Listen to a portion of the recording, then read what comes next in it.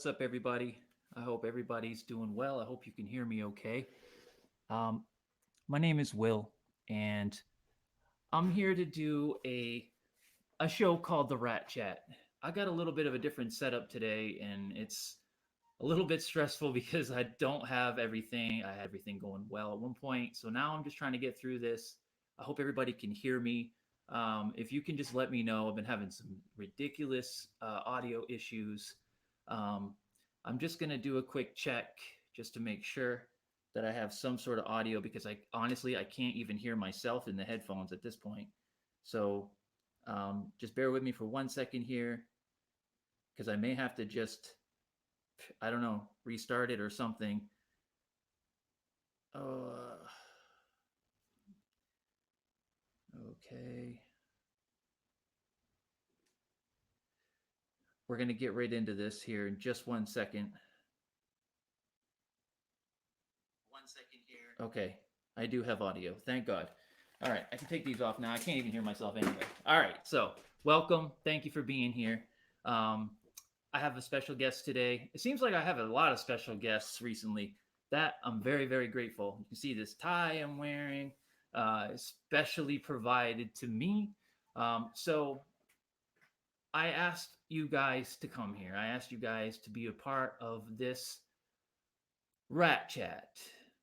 And it's because in our community, our music, creativity, our jam community, I'm involved in a lot of different communities, and it's really interesting to me to try to pull everybody together so that we can kind of, you know, maybe not solve the world's problems, but in the creative community, we can all, bring something to the table and then, in a sense, be like a giant creative transformer. You got a guy over here that can paint, you got somebody over here that can dance, you got somebody over here that can program. So, this is what I'm shooting for. Along the way, we're going to discuss different things. We're going to discuss, um, how to become better at making music. We're going to talk about, things that we've already talked about are, being successful, in bands, how to coordinate, the differences in having a job like a teacher and being in hip hop. Um, we've talked about Eurorack stuff. We've talked about all kinds of different things that are all interesting to me. And one thing that I've been wanting to do for the last couple months, and despite all the preparation I have done up to this point, um, you know, is it's happening regardless. So today we're going to talk a little bit about creativity and mental health, mental well-being, and just how like it seems like a huge majority and some of the research I did 70% or more from some articles I was reading of independent artists suffer from mental illness. That's a pretty huge number. So if we got 10 people in here, seven of you guys may be suffering from some sort of mental, whether it's depression or anxiety. I'm not qualified to diagnose or to even really do anything except for relate. But my guest is much more qualified in that area, and she's also my wife. So I've been excited about this, been working really hard, and I'm going to bring you guys Miss Create, also known as Dr. Charmaine Patel.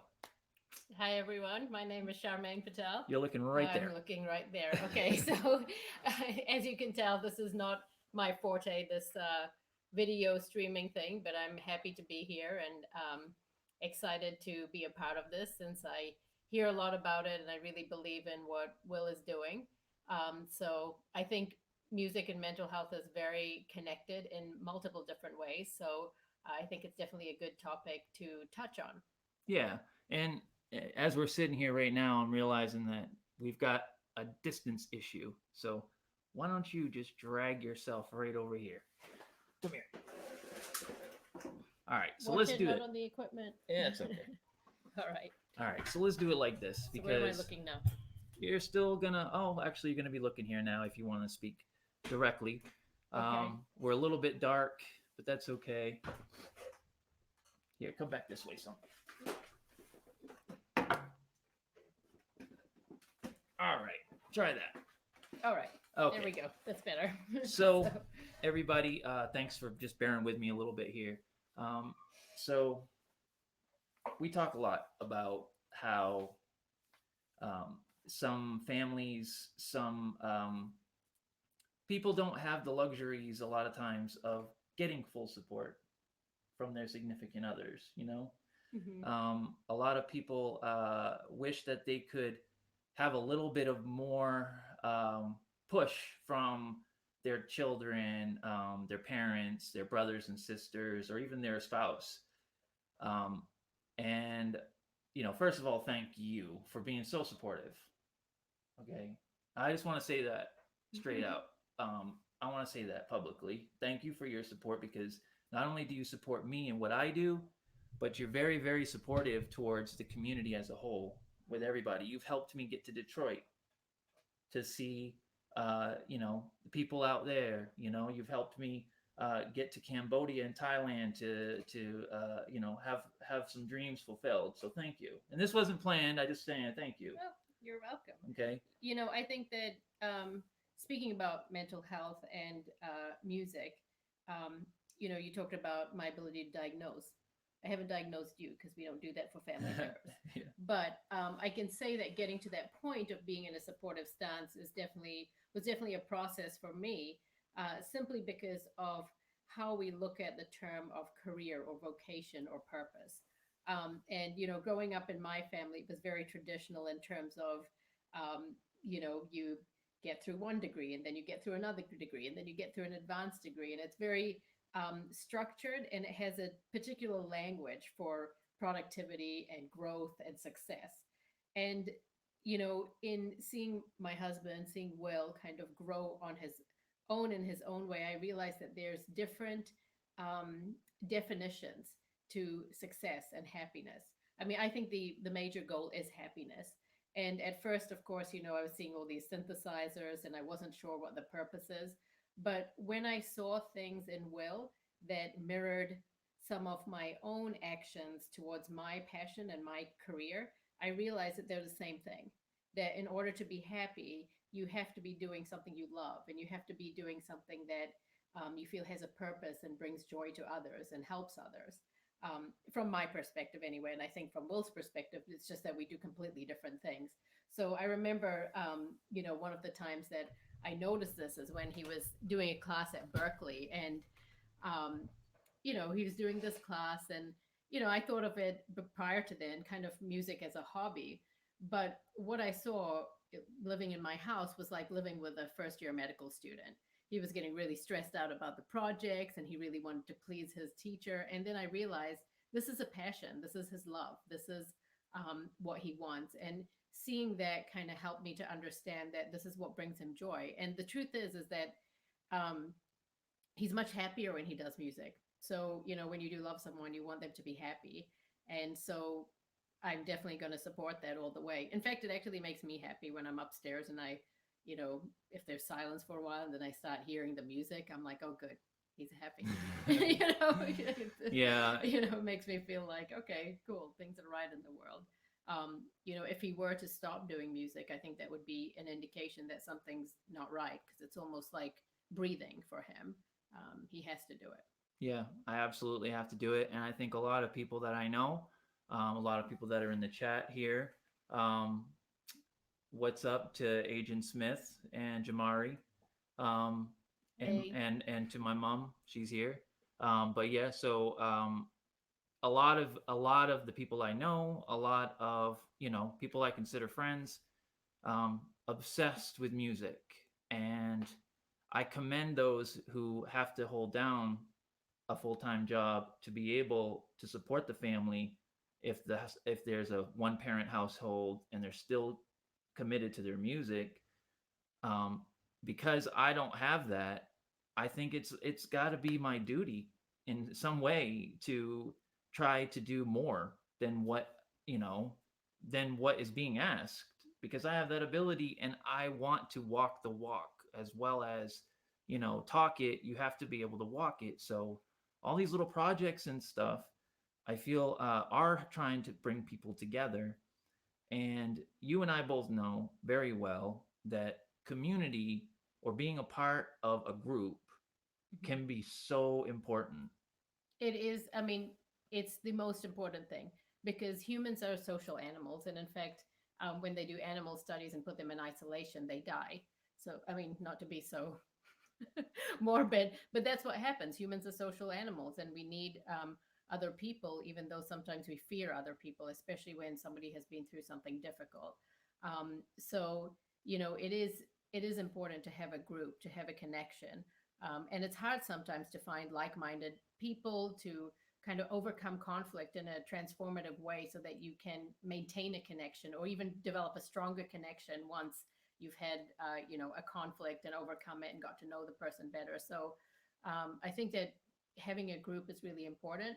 I'm also a medical director, so I have a group of staff, and to have everybody engaged is a major purpose, because if our staff are happy, the patients are well treated. And from things, from meetings where we discuss things and decide on things together, but also to having fun, which also means sometimes office dance parties, or just for 5 minutes, or dressing up for Halloween. And it sounds hokey when I say it right now, but in the moment it's actually really important. So even though we have very different vocations, so to speak, we have the same philosophy. And I think that's what really helps us to be together, because I can use what he teaches me towards my practice. And I hope that there are things that I tell you that you kind of push forward. Absolutely, We're absolutely. One of those were yesterday. Naomi, our daughter. She needed to to learn that. Are we going to out her? Nah, we She won't didn't out make any her. We'll goals. just stop there. Okay, let's just Anyway, stop we there. all have kids, and we all have so many similarities in our lives. And I'm just like everybody else. She's just like everybody else.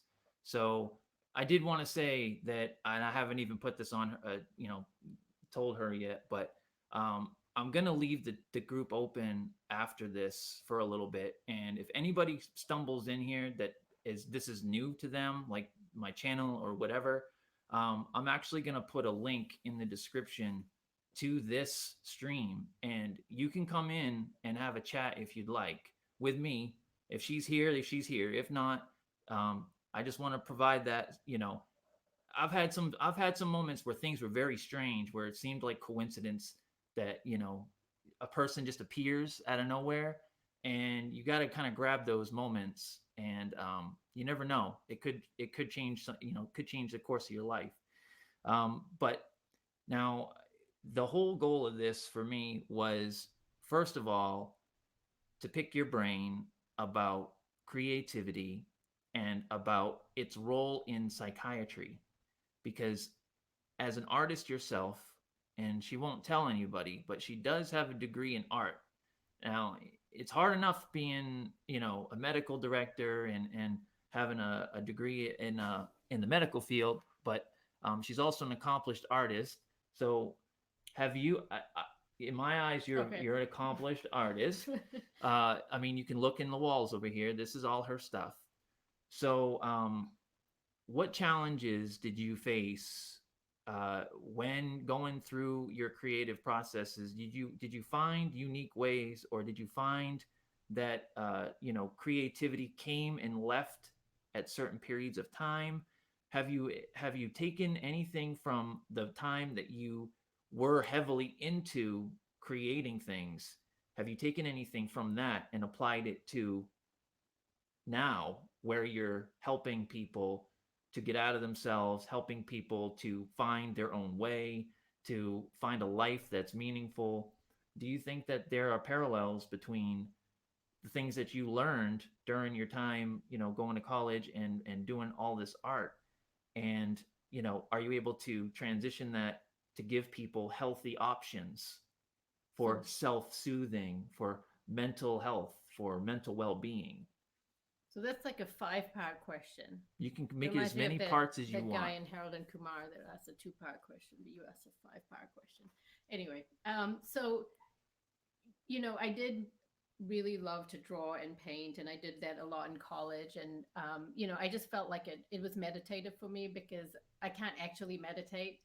For people who can actually make their brain stand still and kind of get into that Zen mode, which is supposed to be great for you, great for them. I can't do that. I need to be doing something at the same time to quiet my mind down. And I really find that the creative aspect of art helped with that. And it also helped me to think creatively in other aspects of life. So when you think creatively with music, with art, it helps you to be creative when you have a problem with life, because you start thinking of all the resources you can put together in a particular way to solve a problem. So I think that creativity and growing that part of your mind, the right side of your mind, helps with the left side too. When I got into medical school and stuff, it was all books all the time. And so it really, that the creativity didn't leave, so to speak, but the art and the space for art really left at that point in time. And I didn't know what I wanted to do for a specialty, and I didn't really gel that well with most fields. But in psychiatry, I found something different, because there's a more creative aspect to it. So it's not your okay, you have a diagnosis of heart attack, and this is what you use, and this is how you fix the arteries. It's more creative. There's less objective criteria. There's less labs and physical exam. It's more about pieces of somebody's narrative and putting it together to create the person that they are, and treatments that will help them. That's not just medications. In fact, I like the other treatments better. So I think that my work in art has helped with my choice of psychiatry and my practice in psychiatry. I will say that I did want to get back into art, but I was scared, because as you get older, I think you start to develop more expectations of yourself. And I was scared of just approaching a blank piece of paper and just drawing and seeing what would come out compared to what I used to be able to do.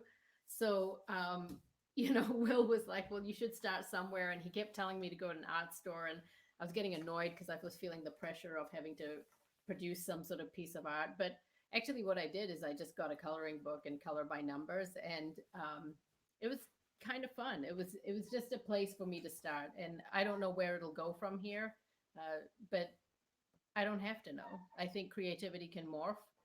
It can take different shapes and sizes in your life. But either way, I think that it helps other aspects of life. And this is one of those things that I'm realizing right now, is the group dynamic can help so much, because I realized this week that I used to feel as though I was the king of starting shit, but not finishing shit.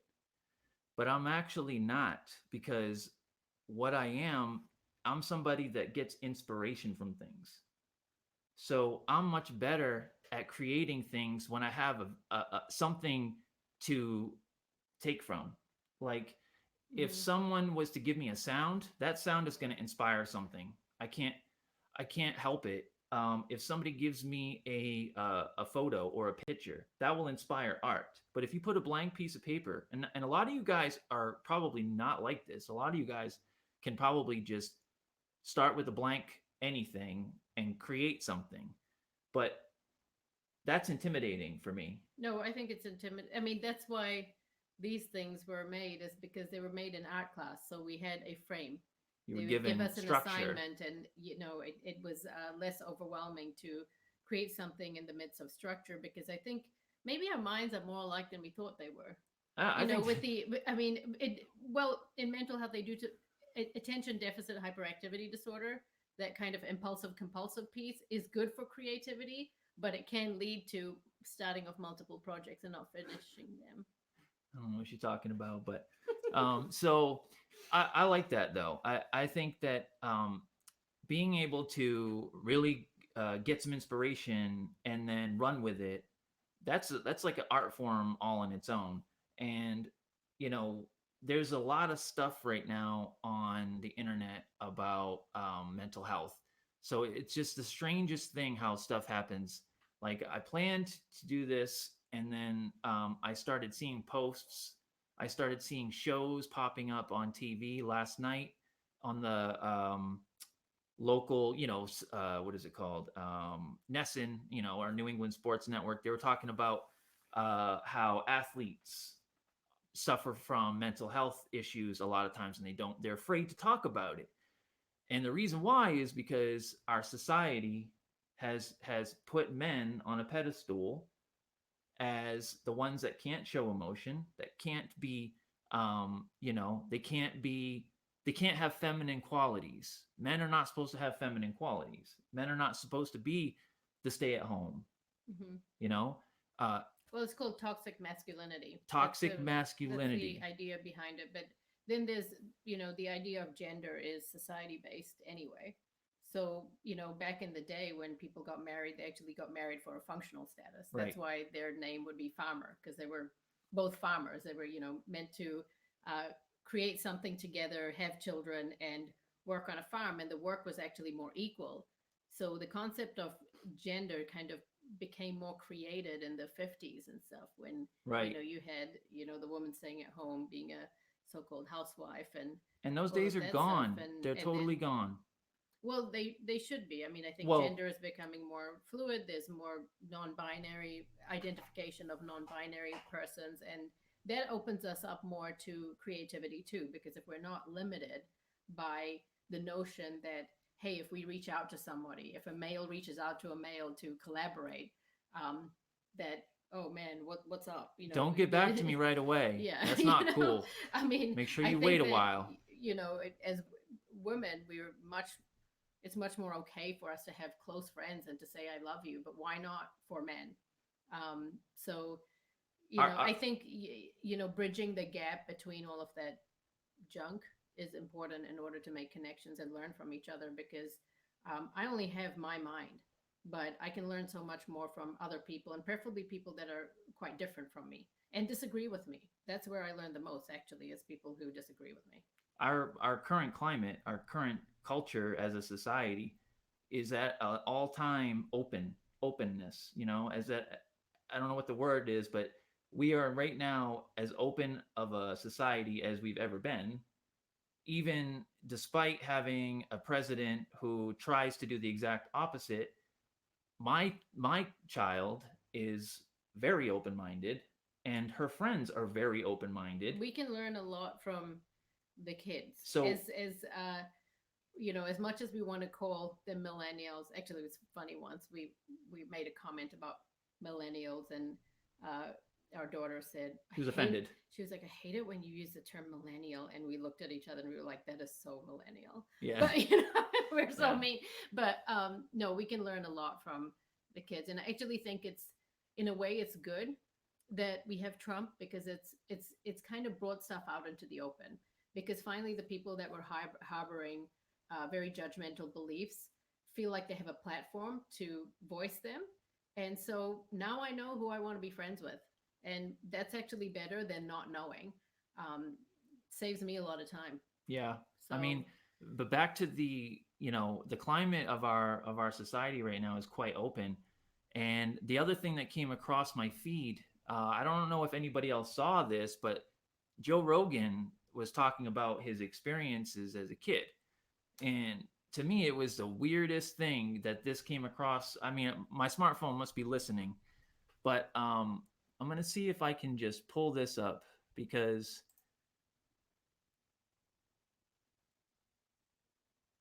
okay.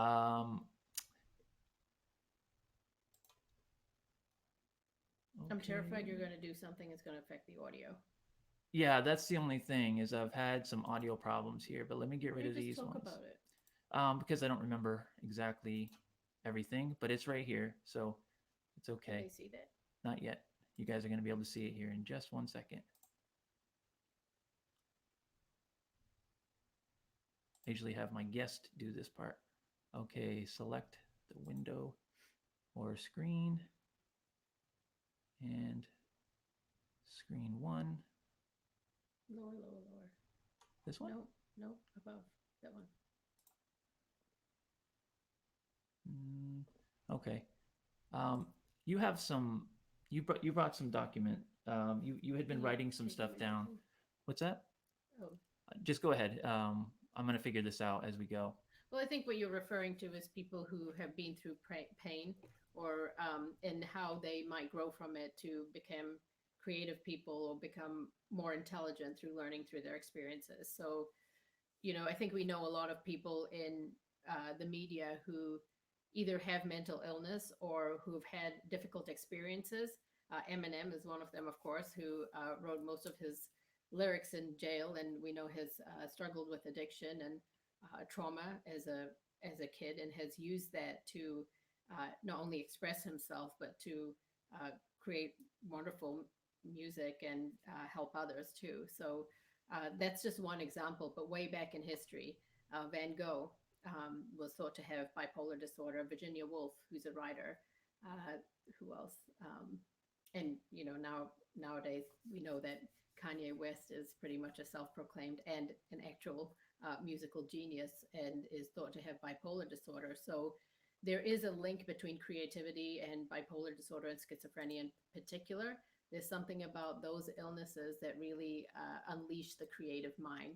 So part of that is there needs to be a looseness to the mind that allows for creativity. And kids are lucky in that aspect. They haven't been taught so much as to what's right and what's wrong and what's okay and what's not okay. They're not afraid, like me, to approach a blank piece of paper and to fail.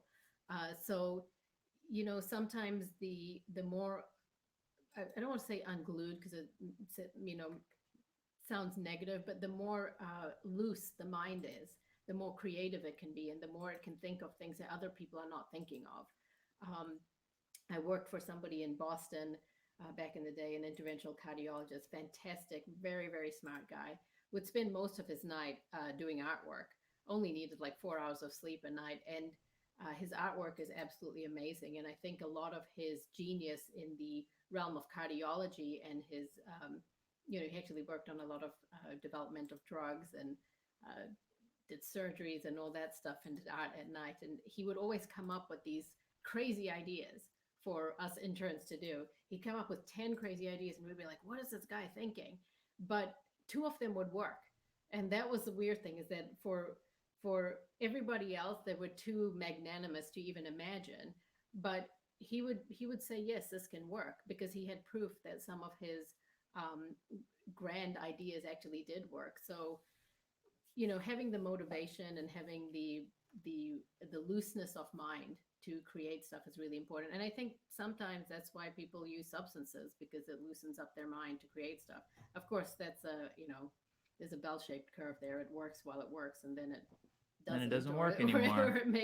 or it makes things worse. But that's where I think mental illness and in the actual mental illness form um, can assist with creativity.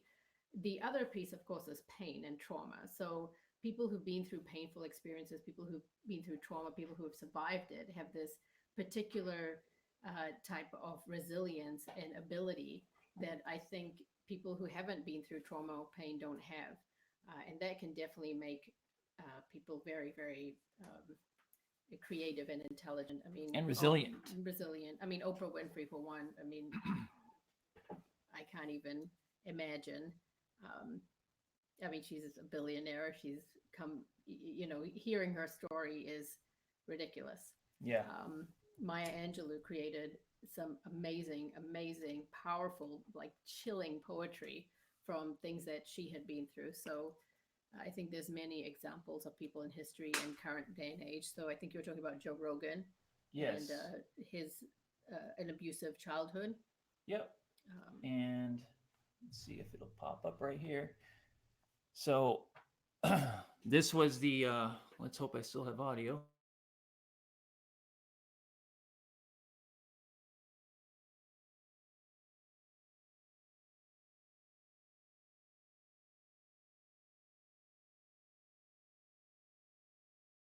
like, hey, so and so's on the phone. Do you want to talk to them? Right. Sure. Can they hear me? Right. Joe Rogan has developed a massive fan base across the nation, especially since he started his podcast, The Joe Rogan Experience. He's known for his entertaining broad spectrum of guests and for approaching the topics they cover with a direct attitude, usually without ulterior motive. I can say that from seeing Joe Rogan, he's probably one of the quickest, most intelligent, most witty, real comedians and people there are out there. I mean, he can be pretty brash, but they can't see you right now. They can only see this. So he's also known for being interested in stereotypically male activities, hunting, fighting, but also for acknowledging toxic behavior when it comes to masculinity.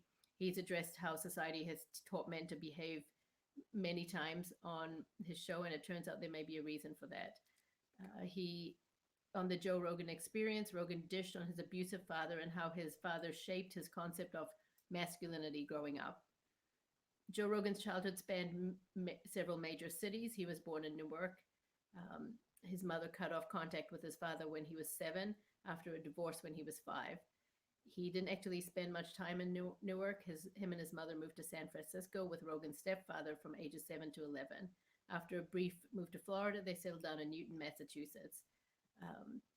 So he began pursuing a career in stand-up comedy around the local Boston scene, where the new grassroots comedy was sprouting up in the late 80s. When he was 24, he made the move to New York City.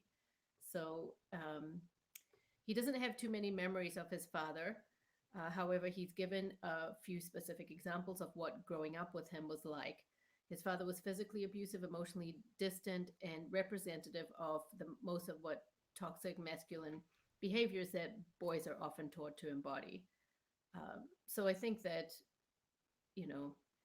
it says my real father was crazy. He was like a psychotic person. He beat the F out of my mother. He beat the F out of my cousin. He picked my cousin by his hair, said Joe Rogan. And, I think that bears commenting on that, he doesn't remember some of the stuff, and that's what trauma is like. So trauma can have what's called a declarative memory, where there's the actual events, but often people block that out in the moment because the body has its own protective mechanism to not witness something so terrible or not remember it.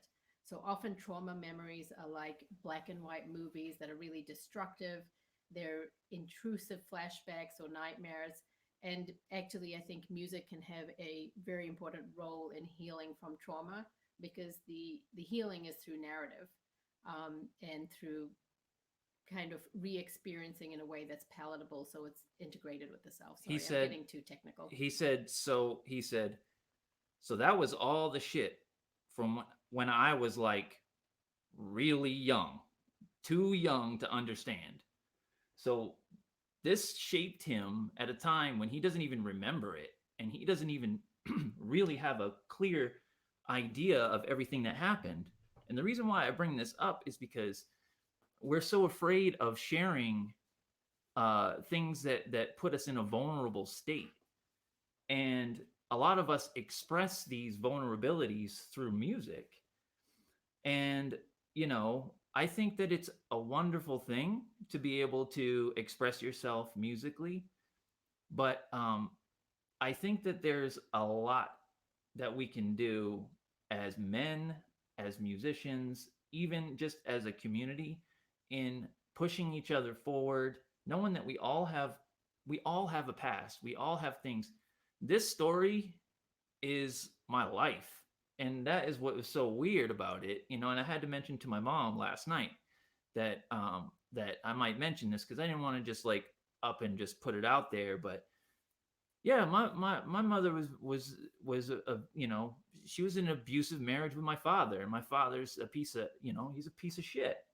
And so I do everything I can now as a father to, nurture relationships, not only with my child, but with other men. Because I feel as though I have the same kind of outlook on things that Joe Rogan has, which is that toxic masculinity is BS. Mm-hmm. And that, sure, we can all get into a bar fight and walk out of there with black eyes and bloody noses, but why not buy the guy a beer, Mm-hmm. Not that I drink anymore, because that's been a long time. But that was just something that I felt like could give people a window into, how I see things, and how people that are successful they use this negativity to their advantage. What they do is they use that past, that negative past, they embrace it, because if you try to hide things, and we all know, especially in hip hop, if you're faking the funk, it will eventually catch up to you. I mean, look at these dudes. You know, you got Takashi Snitch 9 and like all these dudes, and look at her face. But yeah, so if you're faking the funk, it'll catch up to you. And addressing the things that you know, that make us different, that our pasts and all that stuff, it's okay. It's all right to be open. It's all right to, you know, blaze a path for other people. And so, as a psychiatrist who works with people every day, there's probably so many things. My little tiny story sounds like peanuts compared to some of the real heavy trauma that other people have been through. So I guess it's all about keeping it, you know, keeping it right sized. Not about you don't have to quantify it based on the event, because it's really about what it does to that person. And you know, like I said, that's what I love about the art of psychiatry, is that different things affect different people differently, and it's not a weakness, it's a strength. So if somebody's very empathic and sensitive towards others, they are also sensitive themselves, and that doesn't make them less of a person, it makes them more of a person, because they're a feeler. And then they may try to cover that up by using substances, and then they may do actions that go along with using substances that may imply that they're actually callous and uncaring, when actually the opposite is true, that they feel too much or they care too much, and they have to work and learn how to deal with those personality traits without becoming depressed or taking on too much, and having good boundaries. But I think that vulnerability is really important. You know, so many people get strength from other people and hearing their stories, because especially, you know, with the high suicide rates in teens now, I mean, with Facebook and everything, you're seeing a version of somebody's life, a version that they want you to see. And that it's impossible for people not to compare themselves to that. So showing vulnerability, I think, is a true form of connection, not showing people the items you have, or, you know, fancy things. You know, that doesn't actually make me like someone. It makes me like someone more when they say, hey, you know, I used to wait for my friend after school every day, you know, and Right. or, you know, just little stories that you can connect with that show some level of vulnerability. So I'm glad that our society is moving in a different direction that allows that, because then you can really be honest with each other, and honest in different ways. So I think it's, you know, we have to trust each other to tell people the truth. So if you don't like what somebody is doing with music, I mean, tact, but you know, you have to be able to be okay with telling them. They have to be okay with listening to it, and they can absorb it or not absorb it.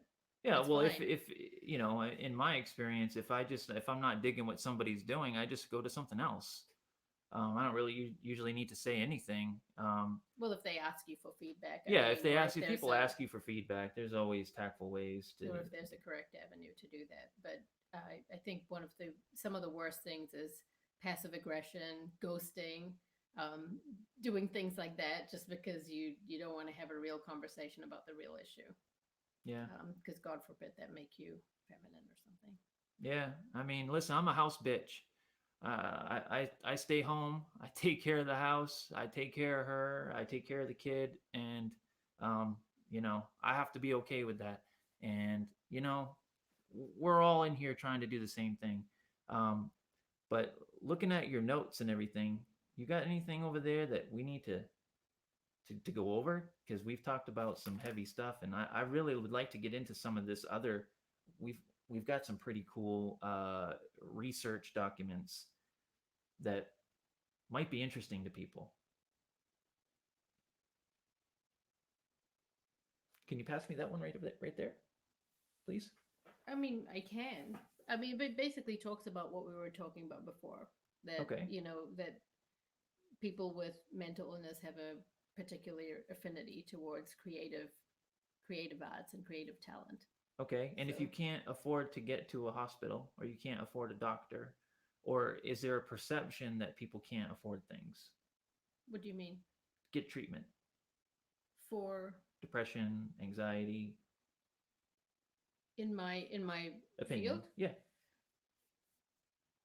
I think the major barrier is that people don't want to be vulnerable. Women seek help more than men do. So there's a lot of men with PTSD out there, veterans. I don't think that we do a great job with veterans always. Um, a lot of the people who unfortunately complete suicide don't make it to us because they don't come to us. Sometimes it's because of minority status.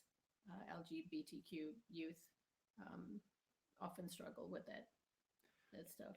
And PTSD usually has to be addressed before you can really get therapy for the other mental health issues. PTSD is a major mental health issue. I think one of the problems is that with all mental health issues, well, not all, but a lot of them, it kind of it's the illness that fights the cure. So depression, anxiety, PTSD will tell you to be at home alone in your apartment because that's where you're safe. That's where you won't bother other people. People will start to almost get this delusional guilt, like feeling like a burden to others, feeling like they don't deserve help. So it's an illness that fights the cure. So there's a way that we can kind of educate people. They're actually bringing a lot of teaching about mental health and general health into elementary schools, which I think is way more important teaching than some of the stuff that we provide. I think letting people know that it's okay to feel depressed, that it's, that after a certain point, it's time to get help. I think those things are important. What's that point? To get help. The definition of psychiatric illness is when it impairs social or occupational functioning. So when it gets to a point where somebody can't do what they need to do or want to do, when there's hopelessness and helplessness, definitely if there's thoughts of suicide, then that's a time to seek help. It's hard to for parents and families to notice because there's a certain level of denial. Well, my kid couldn't be depressed. They're just acting out. They're just being sullen. They're just being lazy. And that's a very common phenomenon. And so it's important for parents to look out for that kind of stuff. I mean, I want to stay on this topic for a minute. I was just going to make some notes while you were talking because I didn't want to interrupt you. But that point where depression is too much for people, a lot of people still can't make the call. And then at that point, often people will make a call on their behalf because their loved one is scared for their safety. But one of the most common questions I ask anyway is, I'll ask somebody what they do for fun. Usually it's something creative, music, art. Sometimes it's gaming, and I'll say, have you been doing it lately? And that's one of the major indicators. It's called anhedonia, or loss of interest in activities. So when you lose interest in the things that are fun to you, there's something wrong there. I think that it does need to be separated from an adjustment reaction or something that comes from a loss or a bereavement or a breakup. Those can still be high risk situations because often people feel like they can't live without that person. And that can be a high suicide risk, but it's treated differently than a depressive episode. I think there's wherever judgment comes along, it's usually based in fear. So I think there are judgments still that, oh, well, youth these days, they're really sensitive, they're too emotive, their go-to is depression when things aren't going well. That may be true sometimes, but it still needs to be investigated. And I think somebody's experience is their experience, whether it's coming from a place of reality or not. Validating one's experience is really important, and that goes too for our transgender youth. We're seeing higher rates of transgender youth. It may not be because more people are deciding that they want to be a different gender, but our society nowadays may allow for that to be okay and be more okay. But the flip side of that is that, we have a president who is promoting hate in multiple different ways. And that leads to increased suicide rates. So. Yes. And if somebody isn't sure, you gave some pretty broad range of like symptoms, but can you be a little bit more specific about if somebody right now is in the chat and they know they don't feel perfect, but they don't know if it's to the point where they're depressed or if they don't know if they need to get help. What are some things, some key things that might lead them to making that decision that they are depressed? You said, are they enjoying the things they used to enjoy? That's like priority number one that you probably ask, right? Yep. So loss of interest in activities, difficulties with sleep. So either difficulty getting to sleep, staying asleep, waking up too early. Notice? Do friends notice? Yep, friends might notice. There's also often people can have excessive feelings of guilt, guilt that's out of proportion to the actual issue. Low energy. There's this thing called leaden paralysis, feeling like you're wading through mud to get through the day. Concentration can be poor. So sometimes people get diagnosed with ADHD when it's not ADHD, it's depression. Poor appetite or increased appetite. So weight loss, weight changes, just slowing of movements and slowing off the way that the brain thinks. And of course, thoughts of suicide. Those are the clinical terms. But really, if somebody contemplates whether they're depressed, if it happens more than a few times, there's no harm in finding out or talking to a health professional or whoever. Doesn't mean you're going to be medicated. And doesn't mean that medication's the answer. Doesn't mean you're going to be diagnosed. It doesn't mean, sometimes it could be a thyroid condition, or it could be depression related to seasonal symptoms or B12 or something like that. But either way, when you have if your car's making a weird noise, but you don't know if there's something wrong with it, you still take it to a mechanic. So you don't have to be full-fledged depression to get so treatment. Like out of if 10 people come to you and they're not sure if they're depressed or not, is there like a normal amount that actually are not? Like, is there a percentage that are actually not, but they're not sure if they are? Because people might be afraid to go because they're afraid that they will be diagnosed as being depressed. But at the same time, there's still probably a high chance that they're not, that there could be something else going on. By the time they come to me, because I'm inpatient, there's usually something going on. Yeah. It doesn't necessarily mean depression. Sometimes somebody is in denial of their substance use, and their substances are causing either consequences that cause them to get depressed, or symptoms of withdrawal or intoxication that causes problems, relationship problems. Like I said, a recent breakup, loss and bereavement can last a long time. People can get pretty upset about that when people are in poverty. The new studies state that it takes 20 years to come out of poverty.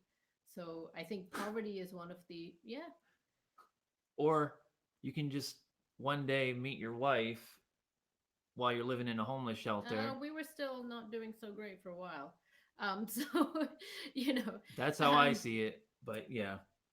Poverty, though, is something that does affect people greatly, because people might, like, say, for somebody who's addicted to opiates, they might need to come in for their daily dosing of methadone. They have a car that breaks down a lot. Then they spend their last money on a cheap mechanic, which then doesn't work out. Next thing you know, they lose their methadone. Next thing you know, they relapse, and the cycle continues. So we have to make healthcare a lot more palatable to people that can't always live like the rest of us, that don't have everything they need to get to every appointment and all the support in the world. I can definitely speak to the substance abuse side of things. And you also got some people saying hi. So. Oh, hi, Jamari. And yeah, so I can definitely speak to the substance abuse side of things. So I'm well qualified to talk to a psychiatrist. No, I don't treat family. Yeah. So just background history, just if you want to know why I'm doing this. So I spent many years addicted to narcotics, painkillers. Is it a problem if I speak on this stuff or not? No, it's your Okay. Well, story. I Go just don't for know. it. I just want to make sure that somebody sees that you. So anyway, it's all past stuff. So I'm not. I mean, I don't. similar I'm not ashamed of it. similar It's to a your lot of stuff. people, you start hanging around with people that you look up to. They're doing things that are not legal.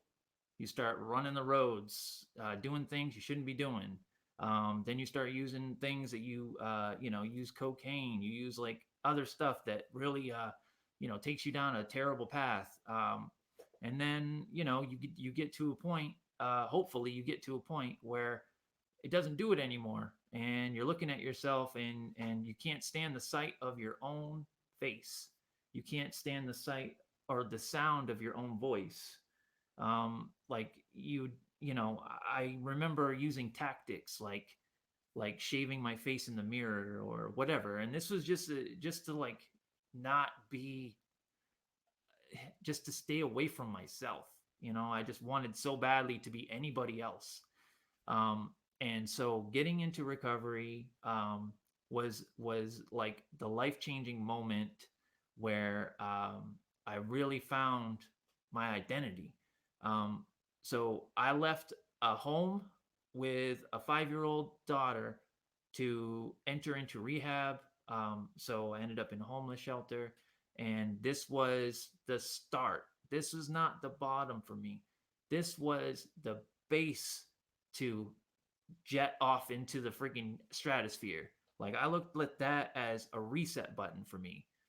So I don't think that anybody that's down and anybody that's feels like they're sleeping on the streets or whatever, that's not excuse me, that's not like so out of the ordinary that you can't do something with that. What that means is you really can't go any lower. So everything else is up.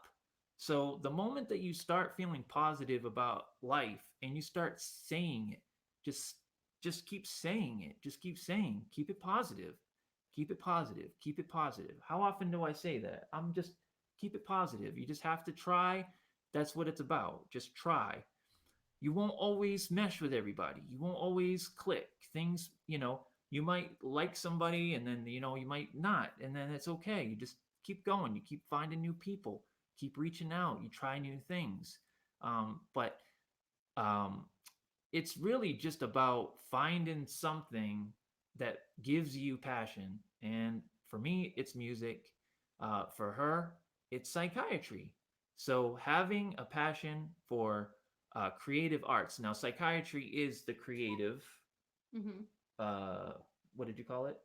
The creative medicine. Practice of medicine. Yeah. Yes. So anyway, it's the practice that allows most freedom to Yes, it's treat. got. You're constantly peeling back layers of an onion, and it's there's Nuance. yeah, you find you could be.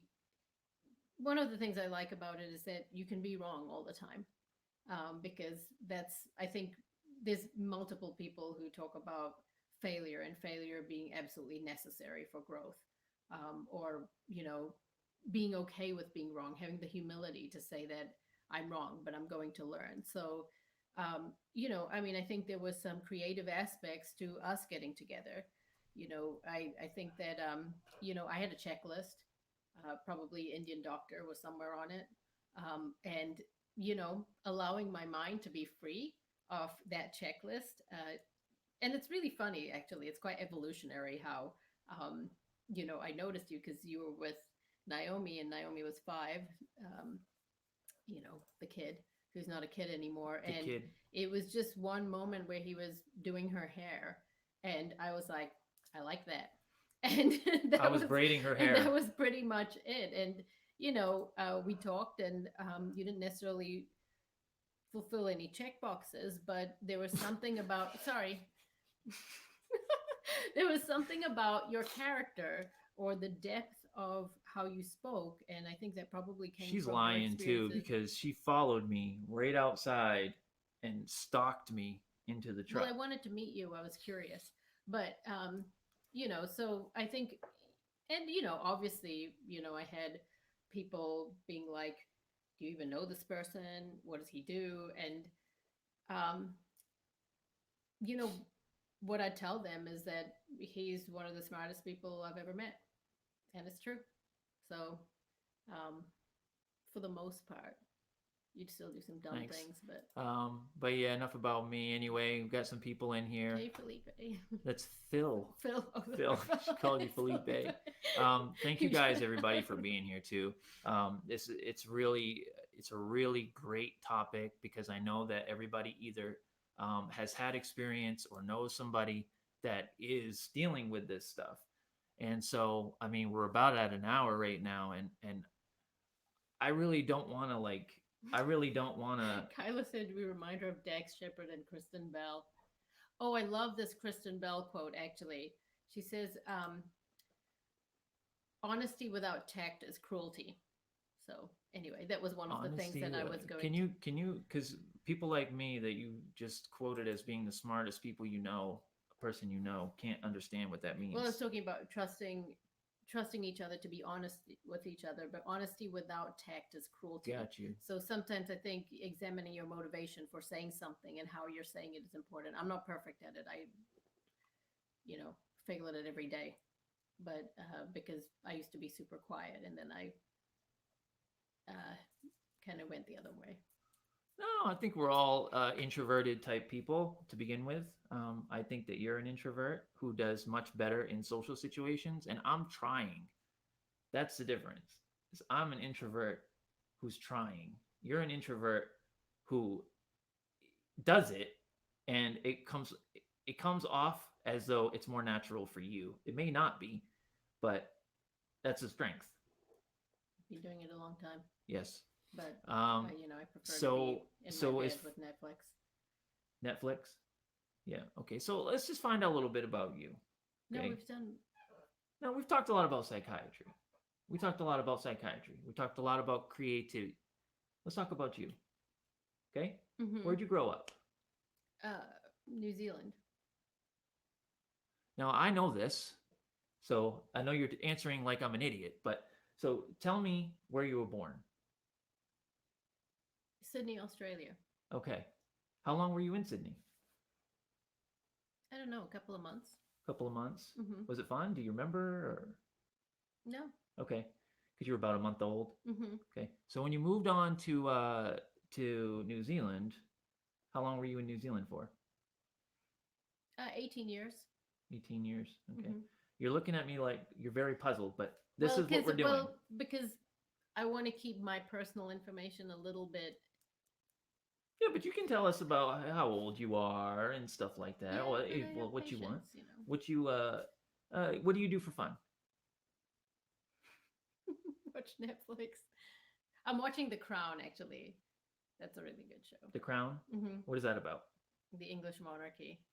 But that's not my usual. Yes, I like Downton Abbey too, but I also like a lot of other shows. So what do you do besides Netflix? On, HBO, a couple of shows there. What are you watching? Insecure. Can you speak up? Insecure. Okay. What else? On HBO. What else are you watching that you like? This is a rat chat, so you have to tell us a little bit about yourself. Nothing that's gonna hurt you in any way. Just tell us what you like. What kind of movies do you like? Really dark movies, horror movies. You like horror movies? Movies that are really weird, that kind of make you think. I'm not much of a rom-com person. What was the last scary movie you saw? There was this movie in Waterville, an independent film, Parasite. It's filmed, I think, in Korea, so it's got subtitles. Oh, I would hate that. It's scary. No, it's a great movie. It's an excellent movie. It's called what? Parasite. Parasite? Mm-hmm. Okay. It must be about some sort of medical... No, not at all. No? Nope. It's about a family that infiltrates another family. It's really, really good.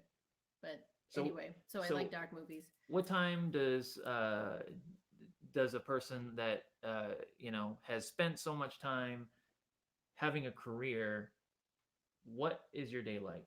What time do you get up? What time do you finish work? I get up at 5:30. I work out. I think working out really helps with creativity and attention and all of the good stuff. So that how your long do you brain can normally do. work out for? 30 minutes. 30 minutes? It's really weird you grilling me like this. What kind of workout do you like? The Peloton. Well, I know. Work with me. You like the Peloton. Yes. Okay. So, the Peloton, 30 minutes. Then how long is your work day usually? About I'm usually emailing before I get on the Peloton. It's about 7:30 to 6 or 7. Okay, so about a good 11, 12 hours. Mm-hmm. Yep. And then is there But anything? it kind of infiltrates the rest of my life, and I used to try and do work-life balance, but then I just felt worse because I could never achieve it. So then I just decided to say, it's my passion, it's my work is life, and I've just melded them together. And luckily, you have your passions that you. It's not luck. Well, you have your passions, Mhm. so it works well. In fact, we have to work against them sometimes to make sure that we, hang out together. How do you think we are able to Do long distance for 10 sustain? years. How do you think we're able to sustain a marriage now? We've been together what, 12 years? Mm-hmm. How are we able to stop looking at that? Well, it's people asking questions. Okay, well, let's answer some questions then. I would All right. rather answer questions. All right, let's do that. All right. All right. Go down. Hold on, guys. Okay. How would that positive outcome correlate with a high IQ to begin with? Oh, up here? Phil. Yeah, this one? Yeah.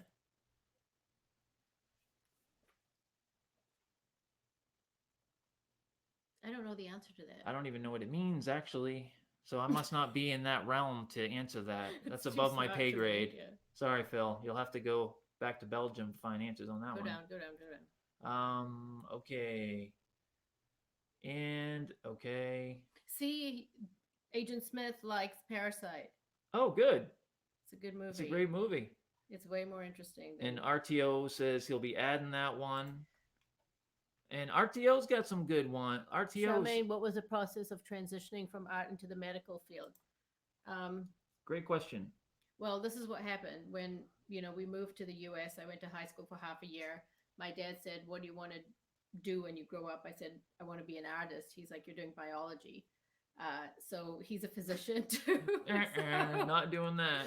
So I still studied art, but we are who we are, and we are humans. And I think probably my dad is my hero, the most amazing person in the world, and so I wanted to be like him, and I wanted to please him. So I decided to go to medical school. And luckily I do love biology. So, and I really liked medical school, but like I said, I had difficulty finding a career that suited the creative aspect of me, because you can't live your life solely to please someone. So it's kind of ironic in a way, because when I chose psychiatry, he was like, what? Because, we all know there's like a ton of Indian doctors, and most of them are like pediatrics, OBGYN, surgery, or internal medicine. And he still teases me for being a psychiatrist, but Yep. So with your creative outlets, like you nurtured them in the past, do you have any plans on doing more creative types of activities? Maybe. Would you like to create a Stream era logo? I'll do it. So yes, you would love to. So my work, family, there's other things that come first. Yeah, okay, so she can't do it then. That's fine. I So didn't say we'll I move couldn't on. do it. So you're awfully fun on the live stream. We're gonna close it down, guys. Thanks for being here. I appreciate everybody. If you got any more questions, just hang out. I'm actually gonna keep it up. And I mean, if anybody wants to, stay for a bit, that's fine. But we are about like an hour and 5 minutes in. Is there anything else you wanted to touch on or anything? Or No, not particularly. I just think, just like you say, openness, willingness to fail, willingness to be wrong, willingness to put yourself out there and be rejected is what helps people grow. So if you're comfortable, you're not growing. People don't like to do things because they're uncomfortable. But discomfort is where people grow, you know, and talking to people that are not like yourself. So thank you for having me. Sorry I was awkward, but You were fine. Just gotta bring your voice up a little bit, but it was fine. Everything went well. It was good. Everybody had fun. See? well, you know. Great job. You did a great job. All right, guys. Yes, art therapy. Art therapy in the future. Yeah, We could do I something could here. see that. Yes, I could see that happening. You know, the job I do now is more of a, you know, high intensity learning type of job, but you know, 5-year plan, 10-year plan, maybe art therapy Or or even music therapy. even Oh God, what we I, have to work together. what I'd like to do is have a type of like creative retreat here Mm-hmm. in a couple months. Maybe we could do some art lessons, not lessons, but maybe we can get involved with some painting. Obviously, I got all the music equipment everybody would need, and we got plenty of space. So it's Our something. house is open. Our house is open. We'd love to have have people come up and whatever, just come hang out, make some music, create Mm-hmm. things. It's a big space, but I get overwhelmed with space, so I like my small little room, and I just like to stay in there. So everybody's welcome to use any rooms and Yeah, hang out. absolutely. And I've been saying it for a long time, but it Mhm. takes her to really drive that home. So seriously, guys, um, you're welcome. We're in Maine. It's beautiful up here. Right now it's a little chilly, but in a few months it'll be good to go. So we can do something. Um, and I think that would be really fun. Actually, I think it'd be fun. So cool. Let me make sure there's nothing else in here. Yeah. Yep. All right, guys. I will. What was that thing? Weird. Cool. Okay. Cool. All right. No problem. We'll talk to you guys soon. Thank you. Before we have any more awkwardness, we're gonna head I'm on a out of here. psychiatrist. What the hell did you expect? Peace, guys. It got awkward when you started asking questions. All right, I'm gonna close it now. Okay, bye.